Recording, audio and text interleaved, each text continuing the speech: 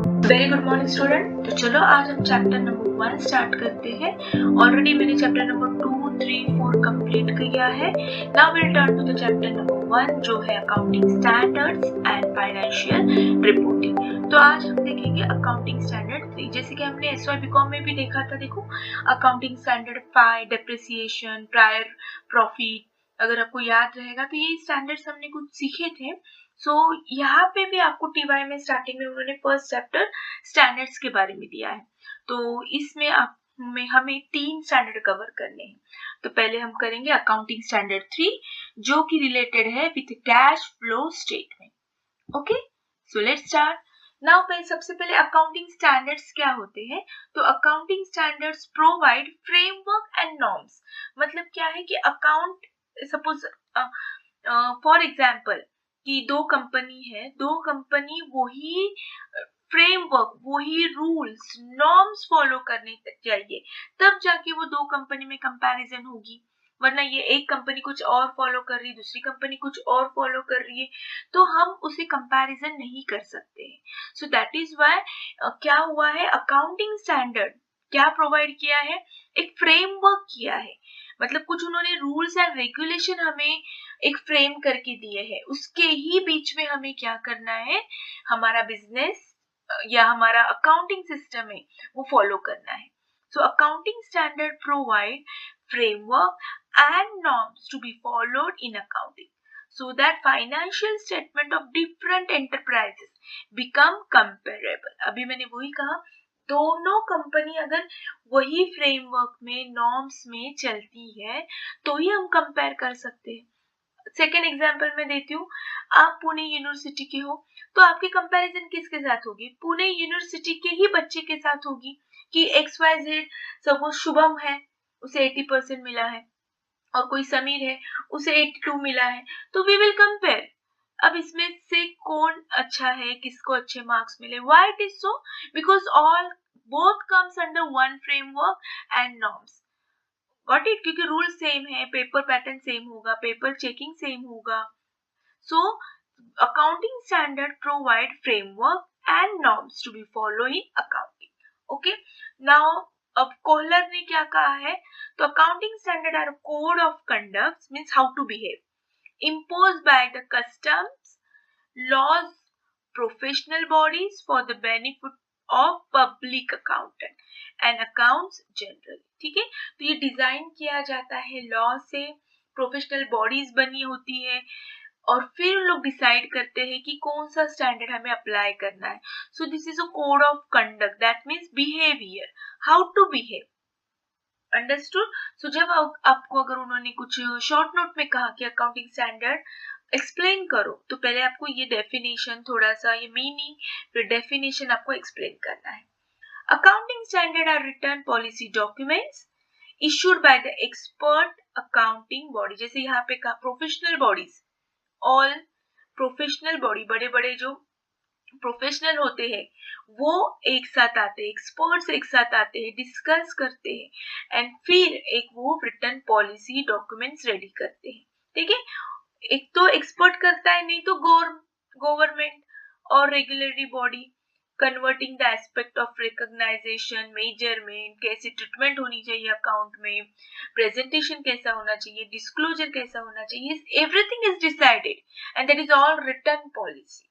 ठीक है, तो ये कहीं पे भी ओरल नहीं होता है, प्रॉपरली आपको हर चीज, जैसे अकाउंटिंग स्टैंडर्ड 3, तो कोई भी बुक खोलो आप अकाउंट का, कोई भी ऑथर का खोलो, कोई भी पब्लिकेशन का खोलो, अकाउंटिंग स्टैंडर्ड 3 जो है it will tell about the cash flow statement only. Understood?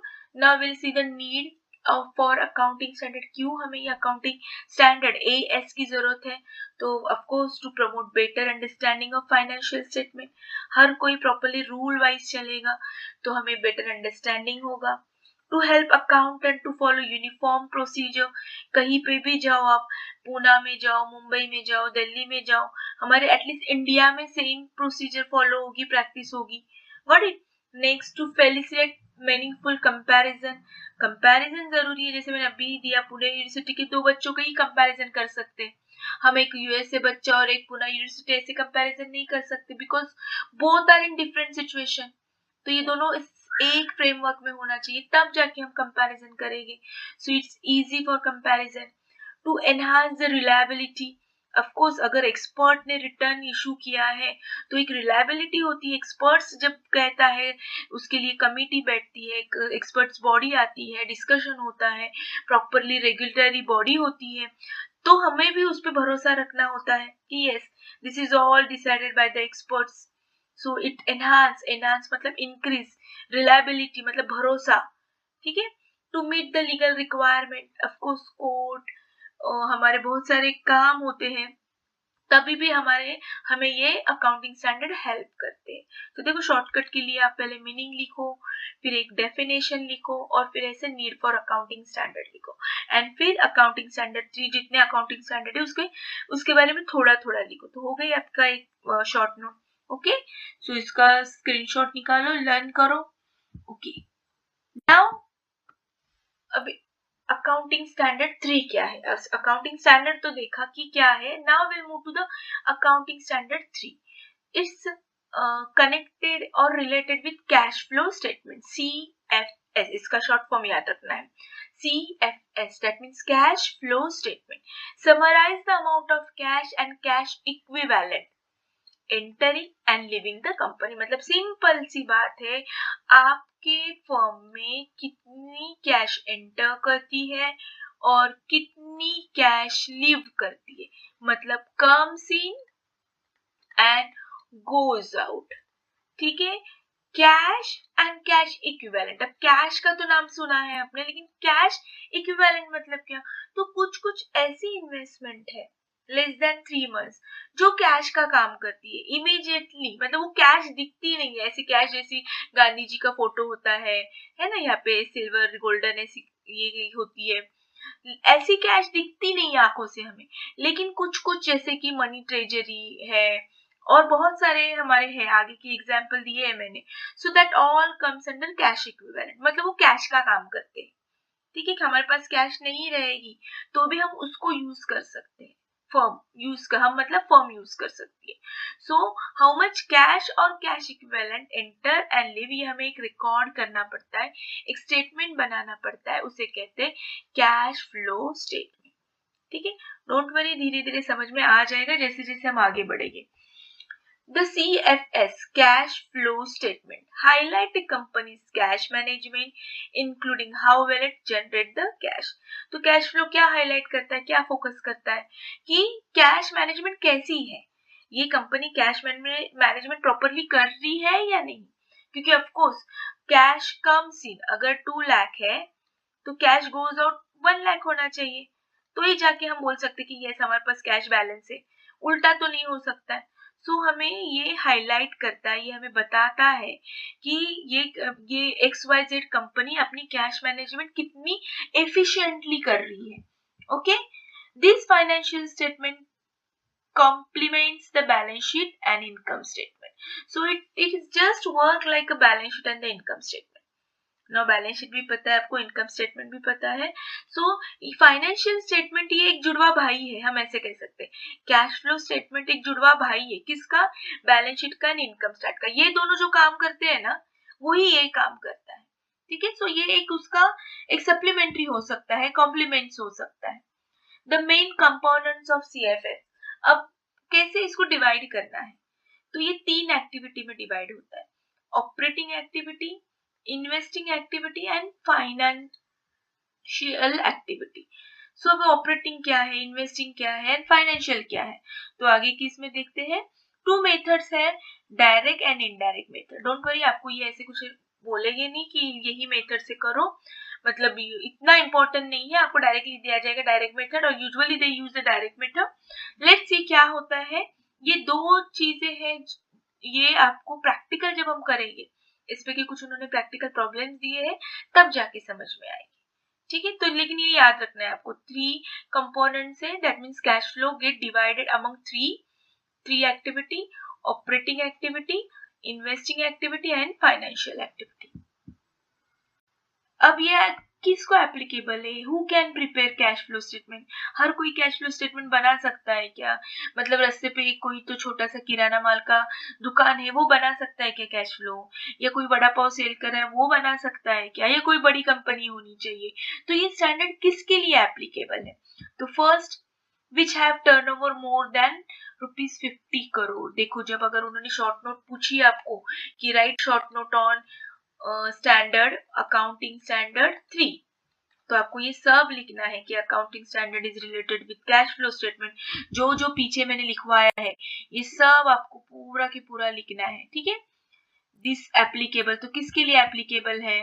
तो which have a turnover, turnover मतलब बाइंग एंड सेलिंग, जिसका एवरेज टर्नओवर क्या होना चाहिए? मोर देन 50 करोड़ इन प्रीसीडिंग, प्रीसीडिंग मतलब लास्ट फाइनेंशियल ईयर में उसका मोर 50 करोड़ बिजनेस होना चाहिए, टर्नओवर उलाढाल, ठीक है। Companies other than small and medium, मतलब मोस्टली लार्ज कंपनी के लिए ये अप्लाई है। अदर देन मतलब स्मॉल एंड मीडियम ने नहीं किया तो भी चलेगा, बट अदर और कौन सी रह गई? लार्ज। तो this is applicable for large, of course 50 crore is not a small amount, तो लार्ज कंपनी इसको बना सकती है। या तो borrowing more than 10 crore at a time during the accounting period, last year में उन्होंने बोरो किया है मोर देन 10 करोड़। तो देखो जो अगर टर्नओवर 50 करोड़ कर सकता है तो उसको बोरो 10 करोड़ करना कोई मुश्किल बात नहीं है। तो ये तीन चीजें होनी चाहिए तो ही वो कैश फ्लो स्टेटमेंट बना सकता है। तो इज इट क्लियर? तो अकाउंटिंग स्टैंडर्ड 3 हमें ये भी गाइड करता है कि who should prepare this cash flow statement, cash flow statement. तो ये भी शॉर्ट नोट में आपको लिखना है, the standard is applicable to this 1 2 3, put a point. अब हम देखेंगे ऑपरेटिंग एक्टिविटी। अभी मैंने कहा कि cash flow statement divided in 3 activity, मतलब क्या कि कैश फ्लो स्टेटमेंट है ना वो हमको 3 इसमें डिवाइड करना है।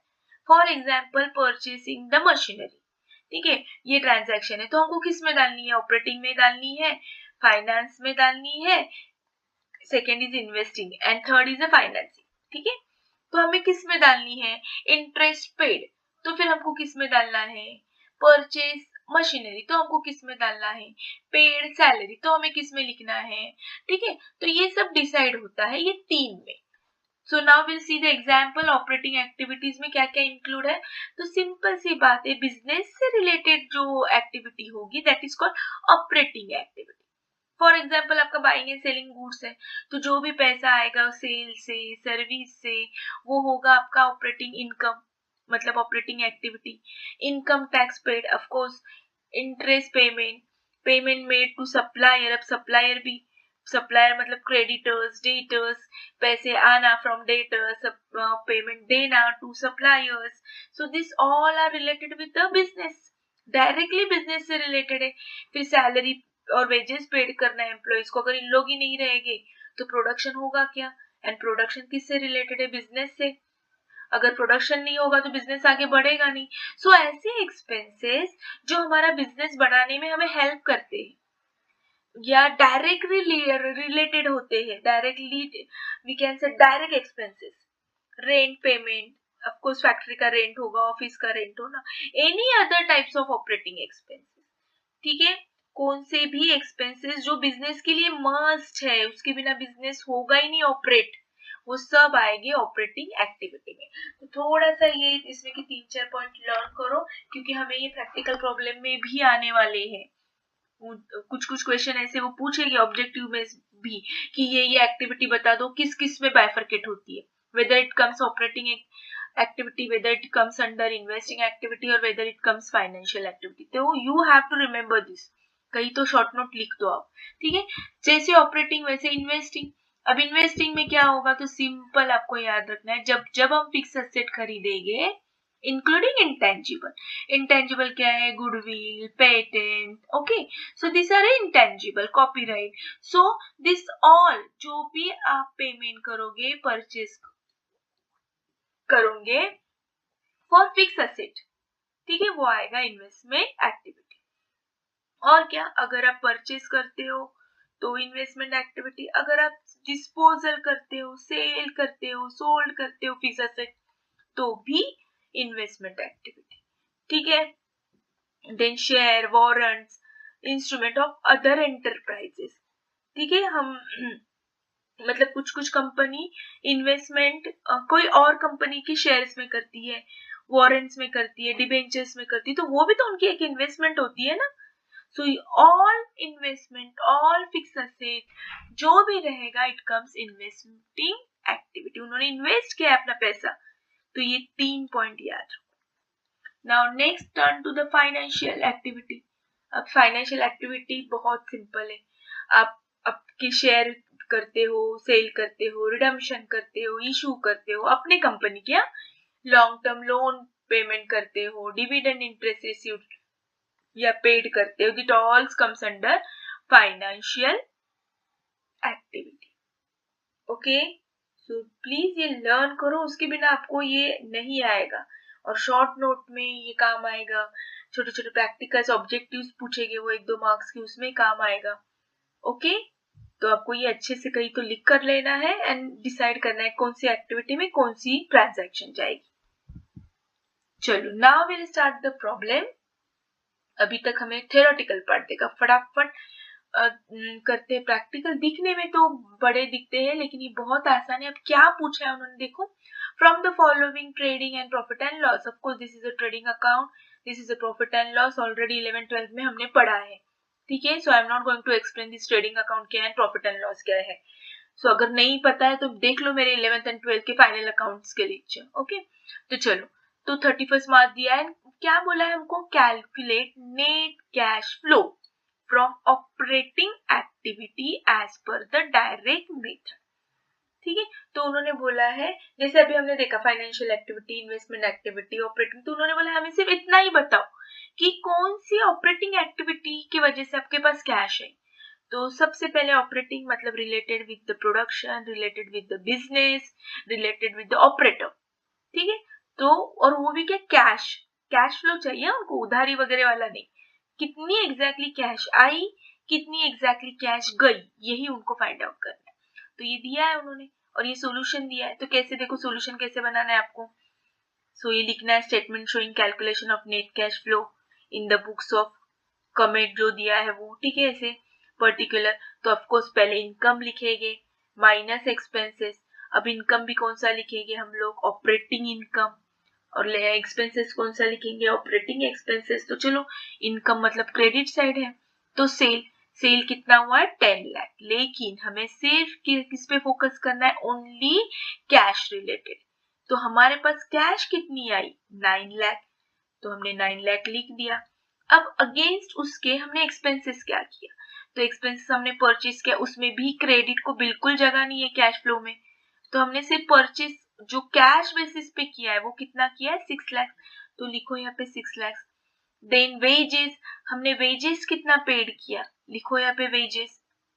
ठीक है, फिर उसके बाद come to this side depreciation. अभी डेप्रिसिएशन ये नॉन कैश आइटम है, डेप्रिसिएशन के कैश आती जाती है क्या, नहीं, ये तो हम सिर्फ अमाउंट रिड्यूस करते हैं, तो ये बिल्कुल नहीं आएगा। सैलरी, ये सैलरी की वजह से हमारी कैश जाती है, so will write here salary. ठीक है, 50,000। लॉस ऑन सेल, ये भी non operating non cash item है, तो इसको भी मत करो। Now come here credit side, interest received, profit, sale of long term investment, this is all investing activity and financial activity. उन्होंने क्या बोला है हमें, सिर्फ operating activity, so just ignore it. ठीक है, तो वी गेट 1 2 3 4। तो सिंपल है, इनकम माइनस एक्सपेंसेस। सो देखो, इनकम माइनस एक्सपेंसेस, ये दोनों भी डायरेक्टली आउटर कॉलम भी लिख सकते थे आप। ठीक है, इन्होंने पहले इनर लिखा, फिर इनकी टोटल बाहर लिखी, ये डायरेक्टली आप यहाँ पे 1 लाख और यहाँ पे 50,000, इन सब की टोटल आती है 7,50,000। इनकम में से माइनस करो, तो आपको एग्जैक्टली ऑपरेटिंग एक्टिविटी में से कैश कितनी मिली आपके हाथ में, 1,50,000। अंडरस्टूड, इट्स वेरी सिंपल, सिर्फ थोड़ा सा यूज करो। एंड ऑफ कोर्स ये सब कुछ हमने ये जो ट्रेडिंग प्रॉफिट एंड लॉस 11 में अच्छे से सीखा है। ओके, चलो, now will move to the next problem. Yes, again they have given from the following comparative accounting information calculate again net cash, cash पे ध्यान देना है। From investing activity, देखो पहले के प्रॉब्लम में था ऑपरेटिंग एक्टिविटी, अब यहाँ पे दिया है इन्वेस्टिंग एक्टिविटी, तो मैंने आपको पहले ही कहा है इन्वेस्टिंग मतलब जब जब आप कोई भी फिक्स एसेट, चाहे वो टेंजिबल हो इनटेंजिबल हो, परचेज करोगे या सेल करोगे, that all comes under investing activity. ठीक है, या कोई और कंपनी के शेयर्स में इन्वेस्ट करोगे, लॉन्ग टर्म इन्वेस्टमेंट करोगे, that will also come investing activity. तो इन्वेस्टिंग एक्टिविटी याद रखना इजी है, क्या करोगे, परचेज ऑफ, यहाँ पे फिर एक बार लिखती हूँ, purchase of fix asset, purchase of investment मतलब शेयर्स वगैरह खरीदे, अगर परचेज फिक्स एसेट है तो सेल ऑफ फिक्स एसेट वो भी आएगा, परचेज ऑफ इन्वेस्टमेंट है तो सेल ऑफ इन्वेस्टमेंट, ये चारों एक्टिविटी आएंगे investment activity. Got it? Okay, चलो नाउ अब उन्होंने बोला है ये इंफॉर्मेशन दी है opening and closing, this is opening balance, this is closing balance, क्योंकि आपको पता है 2015 का जो एंड होता है 2016 का वो ओपनिंग होता है। So opening and closing, additional information दी है। अब उन्होंने कहा है कि ढूंढो कैसे कैश फ्लो, सो अगेन हम ऐसे ही कैश फ्लो बनाएंगे। सो उन्होंने एग्जाम दिया है, मैं लेकिन ये एक्सप्लेन करके बताती हूँ कैसे आया 2,60,000। तो सबसे पहले हम प्लांट एंड मशीनरी पे फोकस करते हैं, ठीक है। सो प्लांट एंड मशीनरी, वेट यहाँ पे नीचे करके बताया उन्होंने, देखो प्लांट एंड मशीनरी अकाउंट, तो ऐसे एक अकाउंट ओपन करो वर्किंग नोट में। नाउ इफ यू रिमेम्बर, तो रियल अकाउंट का हमेशा opening balance start with the debit, so opening 8,50,000, closing 10 lakh, opening debit से स्टार्ट होता है, so balance brought down, closing हमेशा क्रेडिट में होता है, फिक्स एसेट का, मशीनरी का, रियल अकाउंट का। ये 11th में ये बेस है, ये 11th 12th में अच्छे से आपको समझा होगा, नहीं समझा होगा तो अभी याद रखो, ठीक है। तो ओपनिंग एंड क्लोजिंग लिखा, तो दिस इज डन, ये इंफॉर्मेशन यूज की। चलो आगे, अब और किधर प्लांट एंड मशीनरी के बारे में कुछ बोला है? यस, तो first and second adjustment are only related with the plant and machinery, तो हमें इसका इंफॉर्मेशन करना है यूज, ठीक है। तो पहला क्या है, depreciation charge on plant and machinery 50,000, so depreciation charge किया है 50,000। If you remember one second मैं बताती हूँ, देखो कितना समझता है। हम जब प्रॉफिट एंड लॉस बनाते थे ना 11 12 में, तो हम प्रॉफिट एंड लॉस में 2 डेप्रिसिएशन डेबिट में लिखते थे, ठीक है। तो अगर प्रॉफिट एंड लॉस के इसमें हम डेबिट लिखते थे, तो मशीनरी के अकाउंट में हम किधर लिखेंगे profit and loss? Every debit has correspondence credit, तो हम मशीनरी के क्रेडिट में लिखेंगे 50,000, ठीक है। ये नहीं समझा तो और एक बताती हूँ, प्लांट अगर इंक्रीज होती है वैल्यू तो we write debit side, plant की डिक्रीज वैल्यू होती है तो we write credit side. Depreciation की वजह से प्लांट की वैल्यू जो होती है वो कम होती है, so will write credit side. ये दोनों तरीके से आप याद रखो, profit and loss we always write debit side depreciation, every adjustment has a two effect. अगर एक effect depreciation on machinery profit and loss में है, तो मशीनरी के क्रेडिट में डेप्रिसिएशन है, अंडरस्टूड। सो ये भी इंफॉर्मेशन हमने यूज कर दी। Next one, plant and machinery with the book value 60,000 sold for 40,000, देखो उसकी बुक वैल्यू कितनी थी 60,000, लेकिन सोल्ड की 40,000, तो सोल्ड की है मतलब कैश आई है, सो अगेन उसकी वैल्यू कम हो गई, सो अगेन विल राइट 40,000। और सिंपल सी बात है 60 की मशीनरी थी लेकिन मजबूरन 40 में बेचना पड़ी, तो 20,000 लॉस है, अगेन मशीनरी की वैल्यू कम हो गई, so again will write credit side, understood. या तो अगर आपको याद रहेगा 11 में, तो loss on cell of investment या लॉस ऑन मशीनरी हम डेबिट में ही लिखते थे, अगर ये लॉस डेबिट में है तो ये लॉस क्रेडिट में ही होना चाहिए, अंडरस्टूड। आप ये तरीके से याद रखो, या ये याद रखो कि ये सब की वजह से हमारी मशीनरी की वैल्यू कम हो गई, तो we use this information, let me clear this all, okay. तो हमने ये इंफॉर्मेशन यूज की एज ओपनिंग एंड क्लोजिंग, हमने ये वाली इंफॉर्मेशन यूज की 50,000, हमने ये वाली इंफॉर्मेशन की, हमें कैश मिली 40,000, ठीक है। देन हमने इन दोनों का लॉस भी निकाला, 60 का 40 को बेचा तो loss again will write, so this 4 this 1, so now debit minus credit, कौन सी हेवी साइड आ रही है? तो इनकी हेवी साइड आ रही है, इनकी अगर टोटल की तो it's come 11,10,000, right both side, and finally 11,10,000 में से 8,50,000 माइनस करो, ठीक है, तो वी गेट 2,60,000। तो टू बैंक लिखना है। इसका मतलब टू बैंक मतलब क्या, पैसे देखो आए थे पैसे तब हमने क्रेडिट में लिखा था, जब हमने सोल्ड किया था। ये एंट्री किसकी है, सोल्ड की, इसलिए हमने क्रेडिट लिखा था। अब हमने परचेज किया है सो डेबिट में, ठीक है। सो 2,60,000, सो वी विल कंसीडर 2,60,000 हमारा क्या हुआ है, परचेज हुआ है।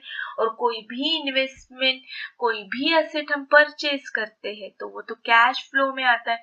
पैसे कम हो गए ना, इसलिए उन्होंने ऐसे लिखा। अंडरस्टूड। चलो नेक्स्ट वन। अब ये हो गई। अब लॉन्ग टर्म इन्वेस्टमेंट देखते हैं हम लोग। नहीं तो उन्होंने कौन सा देखा है, सेल ऑफ प्लांट भी हो गया हमारा। ओके, वन मोर थिंग, ये तो लिखा हमने, ठीक है, लेकिन हमें पैसे मिले भी तो ना। हमने परचेज की एंट्री की बैंक की, ये वाली, लेकिन ये वाली ये भी तो कैश आई ना। सो ये प्लस, ये माइनस। अगेन अब now will move to the long term investment. अब लॉन्ग टर्म इन्वेस्टमेंट 40,000 था, 1 लाख था। कुछ दिया है कि उन्होंने लॉन्ग टर्म के बारे में, yes. Investment were not sold at all, तो सिंपल सी बात उन्होंने बोली कि हमने investment were not sold at all. तो फिर इसका मतलब क्या रहेगा इन्वेस्टमेंट, तो इसका मतलब है देखो payment to acquire the investment. अब और इन्वेस्टमेंट कहीं दिया है क्या उन्होंने, नहीं। तो 40,000 एंड 1 लाख, तो इनका डिफरेंस कितना आएगा, लॉन्ग टर्म का पेमेंट हमने एक्वायर्ड किया है, ठीक है। So it comes 60,000। Next, land at cost. अब कॉस्ट थी 2 लाख, हो गया 1 लाख। तो कैसे क्या करेंगे, चलो इसका भी एक मैं अकाउंट बना के ही बताती हूँ।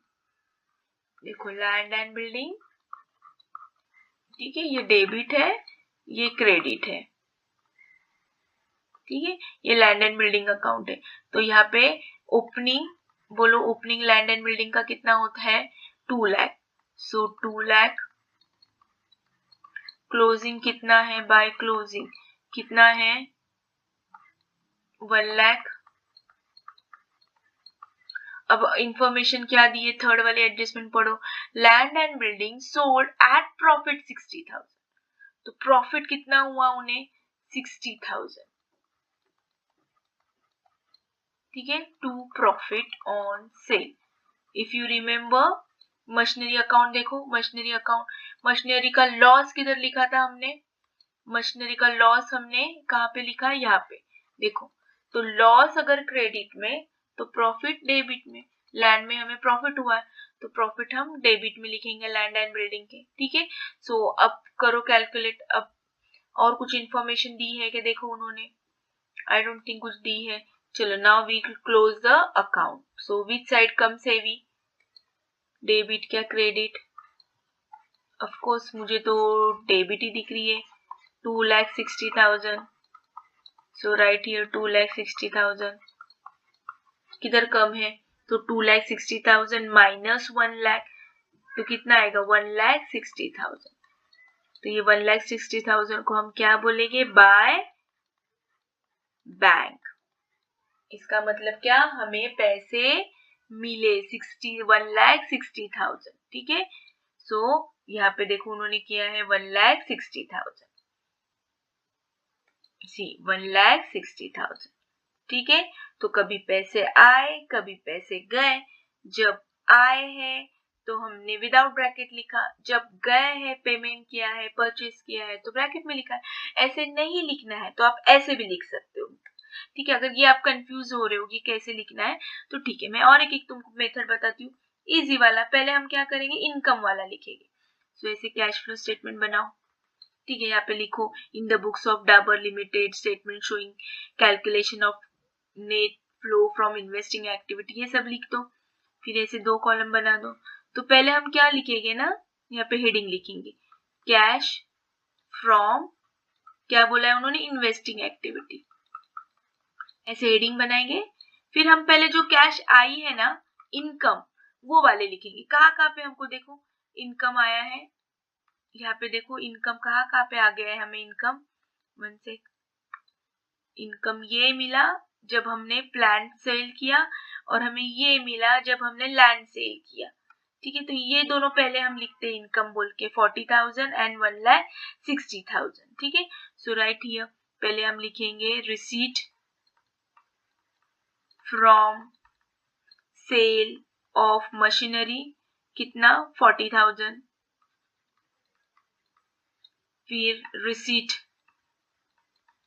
From sale of land and building 1,60,000, so it's become 2 lakh। ठीक है, 1 sec it's become 2 lakh। अब हम लिखेंगे लेस, अब आउटफ्लो, अब कहाँ कहाँ कैश गई, कौन से दो रीजन में गई, एक payment purchase of plant and machinery कितना किया 2,60,000 एंड और क्या किया हमने पेमेंट किया टू एक्वायर द इन्वेस्टमेंट कितना किया 60,000। तो टोटल कितना आएगा 3,20,000। तो बताओ, देखो इनकम कम है, कैश इनफ्लो कम है, आउटफ्लो ज्यादा है, तो पैसे ज्यादा गए, so it will come in negative.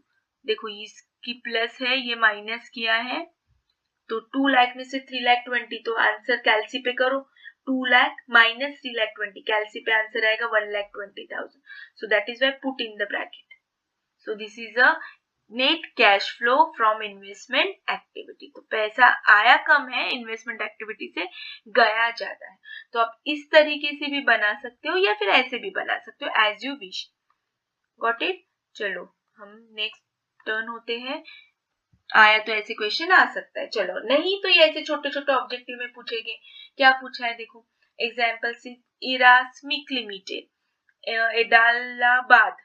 एडालाबाद क्या नाम है, has purchase short term highly liquid investment. Now सबसे पहले तो फोकस करो short term highly liquid investment. Short term मतलब एकदम छोटी, ड्यूरिंग द अप्रैल फॉर 7,200। ठीक है, अप्रैल में उन्होंने एक शॉर्ट टर्म इन्वेस्टमेंट खरीदी जो which were realize on maturity 2020 June में, इमीडिएटली जून में ही वो रियलाइज भी हो गई, मतलब सोल्ड आउट भी हो गई। देखो अप्रैल में खरीदी और जून में ही सोल्ड आउट भी गई, मतलब हार्डली 3 मंथ्स। सो मैंने पहले ही स्टार्टिंग के लेक्चर में कहा है, ऐसी इन्वेस्टमेंट जो 3 मंथ से छोटी होती है वो कैश या कैश इक्विवेलेंट होती है। ठीक है, तो ये उन्होंने क्या पूछा है, how will it be recorded in cash flow statement for year ended 31 मार्च। तो सिंपल सी बात है, समझ में आ रहा है, परचेज तो 7,200 में किया था, बट मैच्योरिटी के वक्त सिर्फ 5,300 मिले, सो लॉस मिला। तो अब ये लॉस कौन सा, ऑपरेटिंग लॉस होगा, फाइनेंशियल लॉस होगा या इन्वेस्टिंग लॉस होगा? तो of course it will be operating loss. अब आप पूछोगे क्यों मिस, शेयर है तो आपने तो बोला था कि इन्वेस्टमेंट एक्टिविटी में आएगा, लेकिन कौन सा शेयर, लॉन्ग टर्म शेयर, ये तो शॉर्ट टर्म है, 3 महीने की भी इसका लाइफ नहीं है, तो शॉर्ट टर्म है। तो जो शॉर्ट टाइम लाइफ होते हैं उसको हम कहते हैं कैश इक्विवेलेंट, तो that all comes under operating activity. So that is why 1,900 will comes operating loss. Understood? Next, during the financial Femina Fatehpur has converted 500 debenture into the 5,000 equity। यहाँ पे तो ना कैश आई है ना गई है, सिर्फ फॉर्म चेंज हुआ है। 500 के जो डिबेंचर थे ना 100 रुपए के, वो उन्होंने 5,000 में इक्विटी में शेयर में क्या किया है, कन्वर्ट किया है। तो इसका संबंध ही नहीं है कैश फ्लो में, ये लेना ही नहीं चाहिए। तो देखो कैसे लिखना है, in this transaction total outstanding claim जो है that is just only convert. तो बहुत तो एंट्री करके बताओ कन्वर्ट की, debenture account debit to equity. ठीक है, तो डिबेंचर से हमने ट्रांसफर कर दिया इक्विटी में। Got it? So this is done. Next one, hallmark purchase imported machinery. Okay, machinery खरीदी 7,90,000, पेमेंट बाय देमसेल्फ 1,90,000। ठीक है, and the balance bye syndicate bank, loan लिया 6 लाख का। सिंपल है, 7,90,000 की मशीनरी तो खरीदी, लेकिन पेमेंट सिर्फ 1,90,000 किया। ठीक है, तो पेमेंट इमीडिएटली कौन सा हो गया 1,90,000। मैंने आपको कहा था कुछ भी परचेस करो फिक्स एसेट, हमारा वो क्या होता है, इन्वेस्टमेंट एक्टिविटी होता है। ठीक है, तो 1,90,000 विल बी इन्वेस्टिंग एक्टिविटी, लेकिन बैलेंस जो किया है ना उन्होंने वो लोन लिया है, सो दिस इज लोन। तो लोन किस में जाएगा? अगर आपने लिस्ट बनाई है तो आपको समझ में आ जाएगा। तो loan will go in financial activity. एकदम स्टार्टिंग में ही मैंने एक्टिविटी ये सब बाइफरकेट किए हैं। तो देखो सिंपल से आपको लिखना है on purchase of imported machinery 1,90,000 paid as initial, यही कॉपी पेस्ट करना है। Hence it will show purchase of machinery in investing activity. ठीक है, अगर आप कोई भी इन्वेस्टमेंट फिक्स एसेट परचेस करते हो या सेल करते हो, बिंदास इन्वेस्टमेंट एक्टिविटी में लिखना है। और जो 6 लाख बचे हैं वो उन्होंने लोन लिया है, long term loan. So long term loan है, so that will go financial activity. Next, Galaxy Gurgaon capital intensive manufacturing company है जिसने मशीनरी खरीदी फिर से 7,50,000 की। डाउन पेमेंट किया 1,50,000 ऑन एक्चुअल डिलीवरी। ठीक है, कब किया? 2021 में, दिसंबर में। And agree to pay the balance in 2 equal installment. सो सिंपल है, देखो 7,50,000 की मशीनरी थी, उसमें से 1,50,000 तो इमीडिएटली डाउन पेमेंट किया, तो ये 1,50,000 तो इमीडिएटली जाएगा वो इन्वेस्टमेंट एक्टिविटी में। ठीक है, बचे हुए जो 6 लाख है वो उन्होंने क्या किया कि भैया ये जो 6 लाख है बैलेंस वो हम 2 इक्वल इंस्टॉलमेंट में क्या करेंगे? पे करेंगे। तो 3 लाख, तो ये भी वो धीरे धीरे पे करेंगे। एक पे करेंगे 2022 में, एक पे करेंगे 2023 में, 3 लाख और 3 लाख। ठीक है, सो पेमेंट किया, तो वो भी तो हमने परचेस के लिए ही किया है, यहाँ पे कोई लोन नहीं लिया है। देखो पहले वाले प्रॉब्लम में लोन था, इसलिए वो पूरी अमाउंट जो बची थी अमाउंट वो पूरी हमने फाइनेंशियल एक्टिविटी में डाली थी। बट यहाँ पे हमने लोन नहीं किया। जैसे 1,50,000 फर्स्ट ईयर में पे किया वो हमने कंसिडर किया इन्वेस्टमेंट एक्टिविटी, वैसे ही 3 लाख और 3 लाख भी हमने ये सेकेंड ईयर, ये थर्ड ईयर, तो ये भी इन्वेस्टमेंट एक्टिविटी में आएगी।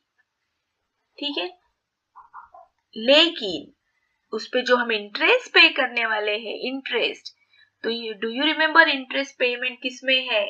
Yes, it's comes under financial activity. तो जो इंटरेस्ट जो है ना वो हम किस में बताएंगे? Financial activity. ठीक है, अब वो लिखना कैसे वो आप स्टेटमेंट बना दो। ठीक है, मैं सिर्फ एक्सप्लेन कर रही हूँ क्या लिखना है, हाईलाइट क्या करना है आपको। ओके, चलो next one, choose the correct answer. Which of the following method prepared for presentation cash flow listed company? जो लिस्टेड कंपनी होती है ना, लिस्टेड कंपनी मतलब क्या? जो शेयर मार्केट में अपना आईपीओ या शेयर्स लॉन्च करती है। So it comes indirect method. ठीक है, so answer will be indirect. If the net profit earned during the year 1,70,000, book debt increase 27,000, तो घाटा हो गया। प्रॉफिट तो 1,20,000 था, घाटा हो गया, so 127 minus 27 it comes 1 lakh। ठीक है, which of the following cash flow are excluded from the cash flow statement? कौन सा हम एक्सक्लूड करेंगे, नहीं लेंगे जो फाइनेंशियल एक्टिविटी से। ठीक है, so cash receive from sale of share, realisation और intangible asset, cash payment of future contract, ये सब इन्वेस्टमेंट एक्टिविटी है। इसमें से एक भी फाइनेंशियल एक्टिविटी नहीं है, तो ऑफ कोर्स हम इसमें से कोई भी नहीं लेंगे। ऑल ऑफ द अबव हम ये सब एक्सक्लूड करेंगे because all this three comes under investment activity, investing activity. Okay, so next answer all of the above. If the net profit earned during the year 79,000, corresponding increase and decrease bill receivable 19,000 and 15,000 respectively, तो क्या answer आएगा आपका? चलो 79,000 है, sorry 79,000 है, उसमें से decrease हुआ है, सो 79,000 minus 19,000, so it comes 60,000।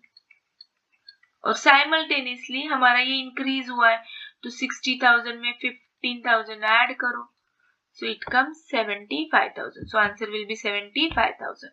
exchange different on cash and cash equivalent at the end of the report, किस में लिखेंगे हम ये difference? Of course reported as a separate part, इसका हम सेपरेट पार्ट बनाएंगे। ठीक है, ये कहीं पे भी अभी तक थ्योरी में या प्रैक्टिकल प्रॉब्लम में नहीं आया, तो ये आपके लिए नया है, तो याद रखो। एक्सचेंज जो डिफरेंस होगा दोनों का, वो हम कहाँ पे रिपोर्ट करेंगे, सेपरेट पार्ट में करेंगे कैश फ्लो के, ठीक है। Last, if the net profit earn during the year 73,000, non cash item as per profit and loss 12,000 and capital gain 5,000, then cash from operation equal. Simple है, net profit हमें मिला था 73,000, ठीक है। उसमें ये जो नॉन कैश आइटम है ये 12,000 अगर ऐड किए तो ये आएगा 85,000। उसमें से कैपिटल गेन हमें ऑपरेटिंग बनाना है तो कैपिटल गेन हमें नहीं लेना है, तो 5,000 माइनस करो तो ये आएगा 80,000। तो ऑपरेशन से कितना मिला, 80,000, सॉरी यहाँ पे टिक कर दो, ओके। सो ऑपरेशन से मिला 80,000। डन। कैसे आया, 73,000 प्रॉफिट है, उसमें नॉन कैश आइटम जो लॉस जो थे वो ऐड करने हैं, और जो गेन है वो हमें इंक्लूड नहीं करने हैं, वो लेस करने हैं। अंडरस्टूड।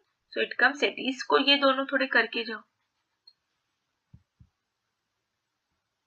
अगेन यहाँ पे दिया है from the following profit and loss ERIC for the year ended calculate generate from operating. फिर से ऑपरेटिंग बोला तो बताओ, कैश सेल्स पे ही ध्यान देना। ये लो, यहाँ पे कैश परचेस ही लेना है, ये ले लो, ठीक है। ये इनकम है, ये एक्सपेंसेस है, वेजेस, ये हमें पेबल वगैरह से कोई लेना देना, एक्चुअल में कितना पेड किया तो ये ले लो।